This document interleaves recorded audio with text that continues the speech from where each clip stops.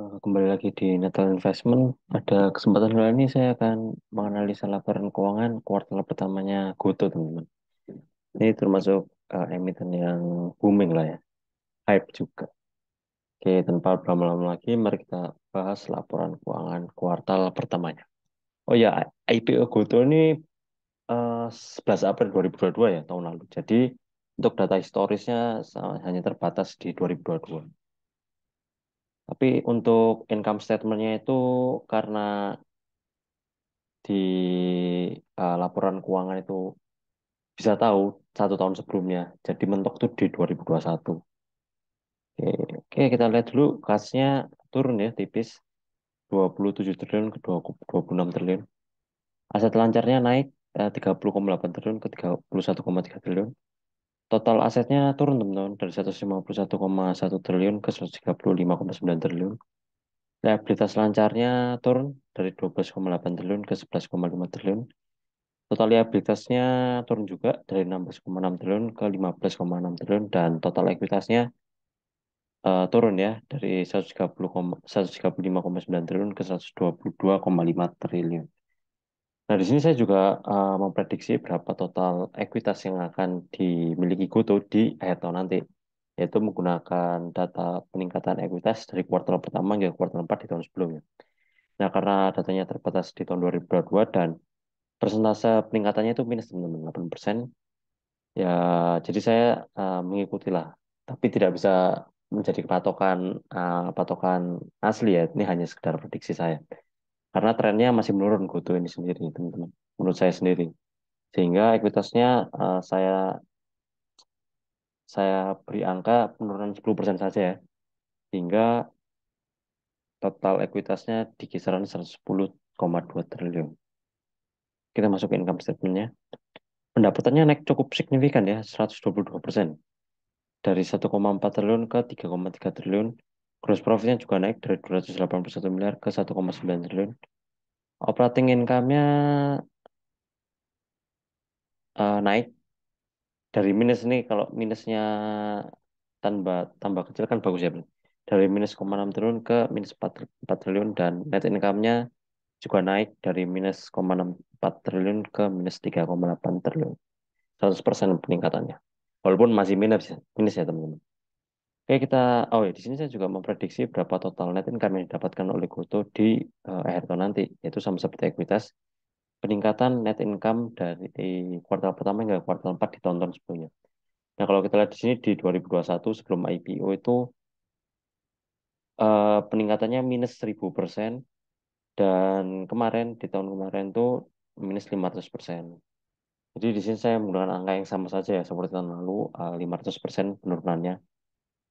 Sehingga Goto ini sendiri dan masih minus sehingga Goto sendiri itu kemungkinan akan mendapatkan net income di sekitar minus 23 triliun. Dan jika laba kuartal ini disetahunkan menjadi minus 15,4 triliun. Disetahunkan itu maksudnya setiap kuartal asumsi net income-nya sama terus. Oke, mungkin bahas sebentar ya soal income statement-nya. Kalau kita lihat dari revenue sampai gross profit itu bagus, masih positif teman. Tapi sudah turun ke operating dan net income itu menjadi minus. Dan saya baca laporan keuangannya itu lebih banyak di uh, beban administrasi dan beban keuangan kalau nggak salah. Jadi ya kayak marketing-marketing atau promo-promo itu kan juga turut mengikis ini juga kan, mengikis marginnya Goto itu sendiri. Nah, jadinya mungkin Goto itu dalam beberapa tahun atau beberapa kuartal ini masih mencatatkan rugi karena ingin membalikan performanya ke perusahaan yang profitable. Seperti itu. Karena kalau startup sendiri, ciri khasnya ya startup itu bakar uang kan, teman-teman. Supaya produknya itu dikenal masyarakat banyak. Mungkin dari bakar uangnya itu menghasilkan promo yang apa namanya, yang menguntungkan customer, gratis ongkir seperti itu kan hasilnya yang nombokin kan Goto ini sendiri. Tapi itu juga mengikis profitabilitasnya seperti itu. Mungkin di beberapa kuartal atau tahun ke depan tuh masih dalam fase pemulihan. seperti itu. Tapi secara produk Goto ini menurut saya market leader lah, termasuk market leader di bidangnya yaitu e-commerce dan bahkan driver ya, apa namanya ojek online. Nah itu termasuk market leader menurut saya. Ya habis itu kita lihat ke cash flow-nya, pelanggannya ini ya naik dari 51,7 miliar ke 2,1 triliun. Tapi kalau kita lihat di sini marginnya jauh banget ya teman-teman. Jadi mungkin pendapatan yang ini gak semuanya dari pelanggan, dari aktivitas operasi customer gitu, tapi mungkin ada yang lain-lain lah. Nah itu belum saya baca lagi. Operasinya masih minus ya teman-teman, minus 0,3 triliun, turun tapi ke minus 1,9 triliun. Investasinya positif teman-teman dari minus 878 miliar ke 111,19 miliar. Dan ini indikasi yang lumayan uh, lumayan negatif ya. Mungkin saja ada penjualan aset tetap di Goto ini sendiri. Dan financingnya minus teman-teman, dan naik dari minus 40 miliar ke minus 174 miliar. Dan itu berarti manajemen lebih banyak untuk membayar utangnya daripada menambah utang baru. Kita lihat ke rasio-rasionya. Book value-nya turun dari 115 ke 103, PBV-nya turun juga dari 2,75 ke 0,94. Revenue per share-nya naik ya dari 1,26 ke 2,81. Ini kuartal pertama ya teman-teman. Dan kalau kita lihat ini kecil sekali ya dari revenue per share. Tapi kan mungkin dalam masa pemulihan. Dan juga jumlah lembar saham Goto ini banyak banget teman-teman. 1 triliun ini. Satu, dua, tiga, 900.000, 300 juta. 1 triliun jumlah lembar sahamnya. Banyak sekali. Jadi kalau misalnya teman-teman yang pengen dapat dividen gede, mungkin di kemudian hari ya, itu akan kemungkinan kecil ya. Soalnya lembar sahamnya banyak banget. Nah, mungkin bisa disiasati ya. Kalau misalnya profitabilitas sudah baik, Goto ini ngelakuin reverse split lah. Jadi jumlah sahamnya itu dipangkas lah yang beredar. Tapi harganya naik. Gitu. Kita lihat gross profitnya 59% naik. Bagus ya teman-teman. Operating profitnya minus 124%, minus 115% ya karena mungkin masih minus kan apa net income-nya sendiri. ROE minus, ROA minus yaitu juga berpengaruh dan DER-nya 0,1.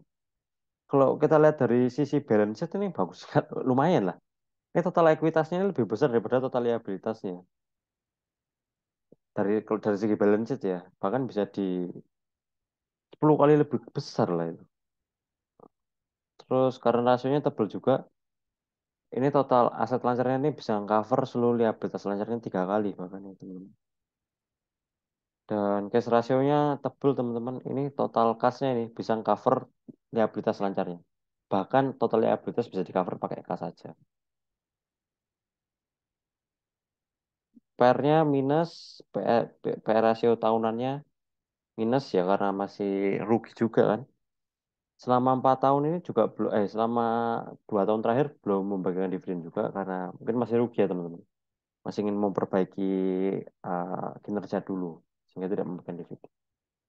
Oke, kita lihat asumsi nilai wasarnya. Kita asumsikan growth-nya 15% deh. IPS-nya minus 19 pakai yang asumsi ini. Jadi 22,5.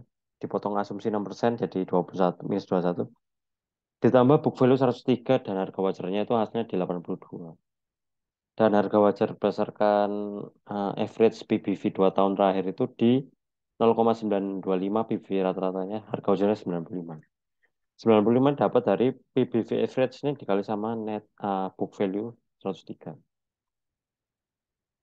Ya kalau masih dibilang Goto ini perusahaan bagus, tapi dalam fase ini, fase pemulihan aja. Untuk beralih dari startup ke perusahaan yang profitable lah. Kan startup itu masih bakar-bakar duit ya. Mungkin Goto ini masih bakar duit tapi mungkin berkurang. Tapi kan ujungnya nanti investor ngelihat kinerja kesehatan keuangan seperti itu. Dan kalau kita lihat ini produknya Goto sendiri ya. Nah, tentang kami. Nah, kalau kita lihat Dewan Komisaris sama direksinya sendiri lumayan menjanjikan ya sepertinya. Di sini ada Pak Wisnu Tama sama Pak Thohir ini, yang Jauh. Patrick Walio juga jadi komisaris teman-teman. Oke, ini bisnisnya. Ada Tokopedia, Gojek sama GoPay, Goto Financial ini. Oke, mungkin kalau menurut saya sendiri kita tunggu aja perbaikan kinerja lah dari Goto ini sendiri supaya eh, ada potensinya gitu menurut saya. Untuk sekarang ini mungkin saya nggak tertarik ya sama Goto karena masih dari segi profitabilitas masih minus sama jumlah lembar sahamnya banyak banget teman-teman. Revenue per share-nya aja cuma dua ini. Cuma dua koma delapan. Jadi satu lembar itu hanya mewakili Rp2 keuntungannya Goto. Ini kebanyakan 1 triliun ini istilahnya. Mungkin di reverse split lah kalau manajemen pengen apa ya memperbaiki dari segi book value-nya dan berpengaruh ke BBV-nya. Oke, mungkin itu aja ya untuk analisa saham Goto ini. Jika teman-teman ada pendapat, kritik, dan saran, silakan tulis di comment section. Dan jika ada emiten yang menurut teman-teman menarik, silakan tulis di comment section. Kalau sempat saya akan bahas. Dan jangan lupa untuk like, comment, and subscribe. Oke, terima kasih teman-teman.